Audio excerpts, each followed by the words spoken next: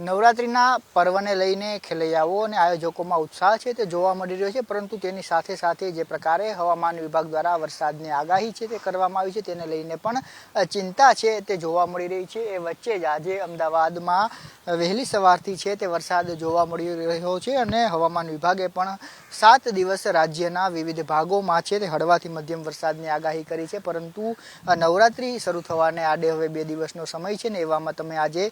દ્રશ્ય જોઈ રહ્યા છો એ અમદાવાદના જીએમડીસી ગ્રાઉન્ડ ખાતે થતી જે વાઇબ્રન્ટ નવરાત્રિ છે તેના આ દ્રશ્યો છે કે જ્યાં આજે પડેલા વરસાદ બાદ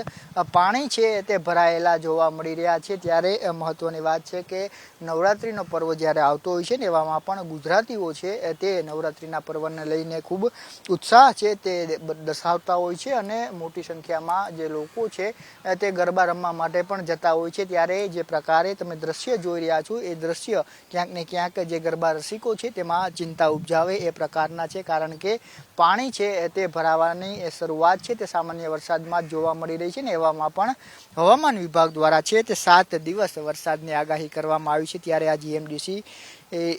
ગ્રાઉન્ડના દ્રશ્યો છે કે જ્યાં અત્યારે તૈયારીઓ છે તે કરવામાં આવી રહી છે વાઇબ્રન્ટ નવરાત્રિને લઈને, જેનું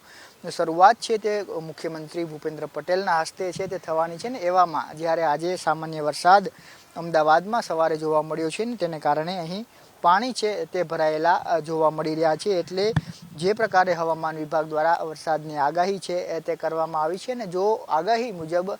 પ્રથમ 2 થી 3 દિવસ વરસાદ રહે તો પણ ગરબા આયોજકો અને જે ખેલૈયાઓ છે તેમને ચિંતા છે તે સતાવી રહી છે કે નવરાત્રિમાં વરસાદ છે તે કઈ પ્રકારનો રહેશે, પરંતુ જે દ્રશ્ય અત્યારે જોવા મળી રહ્યા છે તેનાથી ગરબા આયોજકો છે તેનામાં તો ચિંતા જોવા મળી રહી છે। કેમેરા પર્સન નરેશ બુટિયા સાથે જયેશ ચૌહાણ, ન્યૂઝ કેપિટલ, અમદાવાદ।